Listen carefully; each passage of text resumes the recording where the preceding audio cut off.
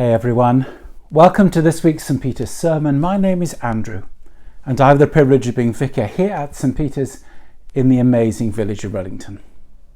And the passage set by the Church of England for us to explore today comes from Matthew's Gospel. It's Matthew chapter 22 verses 34 to 46. And you know what? I'm almost beginning to feel sorry for the religious leaders of Jesus' day now.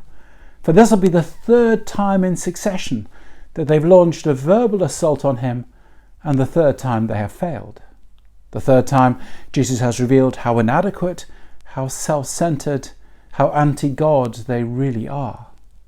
Well, I say almost to beginning to feel sorry for them, for it was because of their failure that the religious resorted to murder in the end, wasn't it? And also, as a religious person myself, I worry that I find in myself some of the attitudes that the religious elite displayed here. So our reading today goes like this.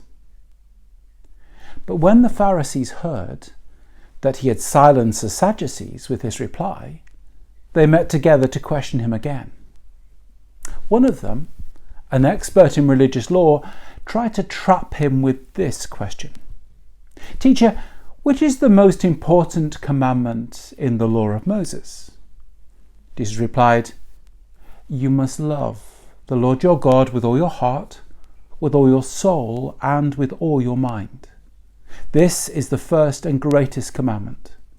A second is equally important. Love your neighbour as yourself. The entire law and all the demands of the prophets are based on these two commandments. Then, surrounded by the Pharisees, Jesus asked them a question. What do you think about the Messiah? Whose son is he? They replied, he is the son of David. Jesus responded, Then why does David, speaking under the inspiration of the Spirit, call the Messiah my Lord? For David said, The Lord said to my Lord, Sit in the place of honour at my right hand, until I humble your enemies beneath your feet. Since David called the Messiah my Lord, how can the Messiah be his son? No one could answer him, and after that, no one dared ask him any more questions. This is the word of the Lord. Thanks be to God. Our passage today is a tale of two questions. The first a trap, and the second more of a wrecking ball. In our first question, the expert in religious law wants to trap Jesus. He's doing precisely what Quentin Crisp used to famously advise: never keep up with the Joneses. Drag them down to your level. You see, in Jesus' day, it was a common pastime for the religious scholars to rank, to try and distill the 613 commands of God that they found in the Old Testament. And then the arguments would begin, as each scholar would push their favourite summaries.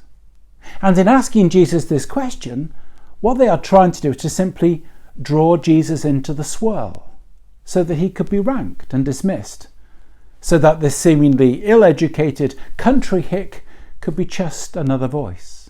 Teacher, which is the most important commandment in the law of Moses? But it backfires. For so erudite, so complete is Jesus' reply that they are shocked into silence. I love the comment that the writer and theologian Ian Paul made about Jesus' response in this passage, when he wrote, Jesus is not telling his listeners anything they do not know. And so here his teaching is in continuity rather than discontinuity with the accepted practice and priorities. He's calling his fellow Jews back to their biblical roots, not in some discontinuous new direction. Jesus' distillation, his summary of everything we really need to know, reveals that Jesus does indeed stand within all that God has revealed, all that God has promised in the Old Testament. But there is more. You see, it is from this solid foundation, from this agreement, that Jesus then poses his own question to the religious teachers. What do you think about the Messiah? whose son is he? If in response to their question, Jesus wants to affirm, wants to underline what the religious scholars agree upon, now he moves. He moves upon what they have missed. That missing piece of the puzzle that will indeed change the whole picture. And the issue is that of the identity of the Messiah, that rescuer promised by God. You see, the religious establishment had got it into their heads that this Messiah would, well, he'd just be like an earthly monarch, like a spectacular army commander who, like the historic King David, would simply make their nation great again. But they've got it wrong. God's ambition, God's promises were always so much greater, so much more worldwide, so much more all of humankind in their scale and in their embrace. So what Jesus does is to draw them back to the Old Testament, in this case to Psalm 105, back to their source documents, and says, no, you've got it wrong. Don't you see that the Messiah was never going to be like another King David? He was before David, so much greater, bigger, infinitely more spectacular than David. Put your plans aside. Open your eyes to the enormity of what God is doing here. But of course, we would never tailor God to fit into our plans, would we? We would never shrink God so that God might neatly slot into our worldview, would we? Let me tell you a story. It's by Murray Watts, and it's entitled The Christmas Letter. Eleanor was a good woman. There was no doubting that. Everyone spoke well of her. She was happily married, with 3 grown-up children, 7 grandchildren, and a great many friends. She was a pillar of the local church, always ready to help, always going the extra mile. Some people described her as a saint, but she brushed off such compliments because she knew she had a long way to go before becoming a saint. What she didn't know was quite how far she had to go, but she was about to learn. Eleanor sat down at the beginning of Advent to write her annual Christmas letter. At the top of the letter, she placed a large colour photo of her family, all 15 of them gathered at a family reunion. It was a perfect shot, with everyone smiling and waving and looking radiant in their beautiful clothes. She began her letter with a few words about Christmas being a time of peace and goodwill in the midst of a troubled world, and wishing all of her readers a very blessed time. She then said how grateful she was for her family and friends. "You all mean so much to me," she wrote, adding her trademark 3 exclamation marks. She then went on to talk about her life with her beloved husband David, now both in contented retirement.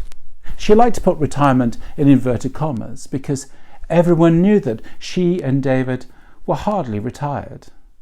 David, she explained, was running both the men's group and the Alpha group at church, as well as organising the missionary prayer breakfast. And he was also a loyal treasurer of the local outreach committee. There was hardly any time for golf, which he enjoyed so much, but apparently he was still improving his handicap nonetheless. She had perhaps taken on a little too much herself, with the woman's prayer breakfast, message church, a lay readers course, and becoming a special advisor to the Parent-Teacher Association at her local primary school. Her days as a primary head teacher were long past, but she loved this involvement very much. Her motto, she wrote, would always be education, education, education. So retirement, she continued, was even less of a reality when it came to her own personal school of 7 grandchildren. They'd all such wonderful characters and needed a lot of love and time. And then she added little colour photos of each child as she went along. Then she as she did every year, because it would be awful to miss any of them out, she said something encouraging about every single one of them. So, of course, there was the Suzuki violin lessons, the Bali Awards, the swimming certificates, the incredible mountaineering adventures, the clarinet concerts, the scholarship to Cambridge. The list was embarrassingly long. The truth was, however, that she was very proud of all of them. Although looking after the young ones, she said, could be exhausting, or hosting a whole household of the family last Easter, well, that was overwhelming, particularly with the quantity of chocolate on offer, with 3 exclamation marks. She was always grateful for them, and was delighted by all the lovely photos they sent to her, which were displayed in every room of the house. Finally, Eleanor moved onto some of the spectacular holidays that she and David had enjoyed, and how they were enormously grateful to God for these marvellous experiences. She attached a photo of the two of them looking very young and suntanned on the deck of a cruise ship somewhere in the Caribbean. It was true that she felt, slightly guilty about the 5 holidays they enjoyed, although she didn't say this, and she reasoned to herself that they both worked very hard indeed all of their lives for this. But she was careful to put the holidays at the end of the letter, so that they could be seen in the context of all the tireless work for the church and the demands of the family, so that everyone could easily understand why they always put their retirement in inverted commas. Finally, on a more sober yet joyful note, she ended her Christmas letter, as she always did, with a verse from the Bible and a little homily of the hope and joy of these very challenging times. In fact, she was just writing that verse about Wonderful Counselor, Mighty God, Prince of Peace, when she felt a little tap on her shoulder. She turned and was astonished to see a figure standing there, with the most beautiful, radiant face, gazing at her with great sadness. Who are you?" she said, suddenly very afraid. The angel said nothing, but just took her by the hand. Before she could say a word, Eleanor was lifted from the floor and found herself flying with the angel across the roofs of the city, beneath a beautiful starlit sky. She clung to him for dear life, but he said, "Don't be afraid, Eleanor. I've been sent to you from the presence of the one who is compassionate, who is merciful, who is all-knowing, and who understands all the secrets of the human heart." Eleanor found little comfort in these words, as her precious home and family vanished to a mere pinprick far below. She was flying in some strange dreamlike world. Have I fallen into a coma? Have I died? Is my life over at last? Eleanor wondered. The angel laughed softly, as if knowing every thought. "Beloved daughter," he said, "your life is just beginning." That was when they descended, and she found herself gently carried through an open window into a small flat. There was a woman who lived on her own. She'd never married or had children. She was sitting eating a frugal meal from a packet beside an electric fire with a single bar. "I know this person," thought Eleanor. She's my old friend from university. It's Ruth. Oh, she seems so sad, so lonely." But Eleanor could not communicate with her old friend, who was completely unaware of her presence and of the burning light around the angel, who stood beside her with tears running down his face. Ruth, are you all right?" Eleanor's words went unheard in that cold, dismal flat, and Ruth continued to stare at a small television where a comedian was making jokes, but Ruth wasn't laughing. There was an infinite weariness and sadness all around her. The angel gestured towards Ruth. "What do you see?" he asked gently. Eleanor was now in tears. I see my old friend, Ruth. I write to her. I do keep in touch with her. The angel looked at Eleanor, and his eyes were piercing, bright flames burning her heart. How do you write to her? Well, Eleanor hesitated, as the deep truth dawned. She is on my Christmas list. You sent her that letter? Asked the angel. Eleanor was flustered. I always write a few handwritten lines at the top saying, I hope you're doing well and this comes with much love, that sort of thing. The angel was silent for a moment and then said, Come on. The next thing Eleanor knew, she was flying through the air again until she landed in a garden. The moon was shining and she stood there outside some French doors, gazing into a beautiful sitting room.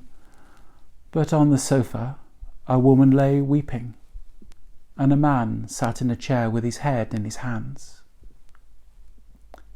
Who are these people? Asked the angel gently. Eleanor went up to the doors, which swung open mysteriously. Neither of the two troubled figures looked up as she stepped into the room. This is Wendy, and this is Michael, Eleanor whispered, hardly daring to breathe their names. What has happened to them? Said the angel. I believe they lost their baby. Ah, the angel nodded, with such terrible sadness and compassion that Eleanor fell to the ground in anguish, weeping inconsolably. She said, They lost their baby. Oh. Wendy hugged her knees and rocked herself again on the sofa. Oh, my little one. Michael shook his head and clenched his fists until his knuckles were white. He was paralysed with grief and unable to walk over to Wendy and hold her. Let me hold Wendy, cried Eleanor. Let me hold her. Come now, said the angel, and took her firmly by the hand. I heard about the cot death, and I did write to them, blustered Eleanor. Now, are you going to send them this letter at Christmas? Tears were streaming down Eleanor's face as they left and flew through the sky. One by one, they visited all of the people on her list of 200. They were friends who had fallen on hard times and could never afford a holiday, let alone 5. There were friends who could never retire, even in inverted commas, because they were self-employed and struggling to survive with no final salary pensions. There were friends who were children addicted to drugs, others who were grandchildren who were severely disabled and would never win awards. There were friends who had lost their faith, for whom the trite little homily at the end of Eleanor's Christmas letter inflamed their wounds and increased the bitterness in their souls. Eleanor could hardly bear one more vision of the harsh reality of human life at Christmas. She longed to love all these people, to plead for their forgiveness, to make a new start. Not yet, said the angel. One more visit to make. Eleanor found herself flying with the angel over land and sea. In the darkness and through the midst of time, slowly, through the unfurled clouds, they came to a bright and very beautiful star. The angel smiled at her gently, with saddest and deepest gaze. Are we? She hardly dare imagine where they were. Bethlehem, said the angel slowly, with immense reverence. They flew down and down into the teeming world of a little town over 2,000 years ago. At last they came to a stable, and the angel touched the barn doors, which opened slowly. Eleanor gazed in wonder, in hope and longing. Am I about to see the Christ child myself? to kneel at the foot of the manger? Is this glory to be shared with me? As the barn doors opened wide, she stepped into the beautiful and tender scene. And she was filled with horror, because sitting in the stable was not Mary, nor Joseph, nor the baby, nor the shepherds, nor the wise men. Eleanor herself was sitting there, beside her husband David. All around her were her children and their spouses and her 7 grandchildren, including the most recent newborn baby grandson who lay in the manger. There was a beautiful light around them, and they all had halos and were smiling. It was a perfect Christmas scene, with snow lying outside on the ground, the stars shining brightly through a skylight high above. "What do you see?" asked the angel. "I see," Eleanor hesitated. "I see." She could not bring herself to say the words because it was all too terrible. "What do you see?" asked the angel again, gently persistent. "I see the Holy Family." "Yes," said the angel with tears. "I'm afraid you do." There was a long silence as Eleanor gazed at herself and her beloved children and grandchildren, and she knew at last that she'd been worshipping her own family in her most secret shrine, in the deepest place of her heart. The angel took her by the hand. "Come." His love was so deep and his compassion so full that she followed him in floods of tears, wondering if this was now the very end of her life and she was facing some kind of final judgment, or if she was to be spared by some miracle of grace. It was true, she had been worshipping idols of her own making, for, far from being a saint, she had followed a false religion, the worst kind of all, the religion of the self. The angel was leading her down a long dark tunnel, and as she stumbled through the darkness, she began to realize that very few of her children or grandchildren believed in God, but every single one of them believed passionately in the family. They'd all been converted from an early age to an intense, passionate religion, a lifelong devotion to the family, to themselves, the radiant glory of their own success, happiness, multiplication and survival. It was a tribal faith that could not endure any rival, above all, the presence of Christ himself at Christmas. That is why the Christmas card, which went out with the letter, always had a photo of her own family. At the moment, Eleanor stumbled into a very dingy room, a hidden stable that was lit by a mysterious inner light. There, in the straw, and the poverty, and the muck, and the dirt, and surrounded by the poor, and the lonely, and the destitute, and the emotionally shattered, and the psychologically wounded, and the desperate, lonely people of all ages and all races. There among the refugees of famine and war and faith, and the refugees from comfortable British churches who could no longer endure the self-satisfaction and self-love, there in the midst of the yearning and adoring crowd lay the Christ child in the manger. Mary sat beside him, and her gaze at Eleanor was so full of love, so full of kindness and pure sympathy, that Eleanor fell down and touched the feet of the tiny baby and wept for a long time. And as she did so, it was as if all her sins were sliding away, disappearing, sucked into the blackness and the filth. The radiant inner light that shone from the baby and from Mary and from Joseph and from all the angels who gathered there began to shine slowly, very gradually, deep within her heart. If she could have seen herself kneeling beside the baby, she would have seen a woman bent low with grief, but burning with an inner light, an imperishable beauty, she would, in fact, have seen a halo. The last words she heard from Mary were, "Would you like to hold the baby?" And that was when she found herself back in her own home, with the question ringing in her ears, and she found herself whispering, "Yes." In the years to come, Eleanor became famous for her handwritten notes, for telephoning, texting, emailing, messaging, and for visiting whenever she could as many friends as possible throughout the year. She always communicated personally, speaking with love and insight into each individual situation.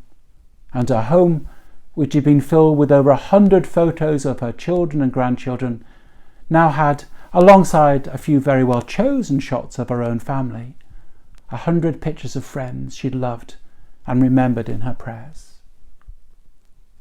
As well as this, she developed a worrying habit of inviting lonely strangers, refugees, troubled teenagers, and some awkward misfits from a local church into her home for wonderful hospitality. As a result, her husband David began to play a great deal more golf, which in its own way was a special blessing on his life, because it gave him the rest and peace he'd always needed. Eleanor considered her new experience of generous, loving worship a miracle. Privately, she thought of it as holding the baby. The truth was that she discovered the secret of spending her time throughout the year being a living Christmas letter, touching countless, loving hearts whenever she could.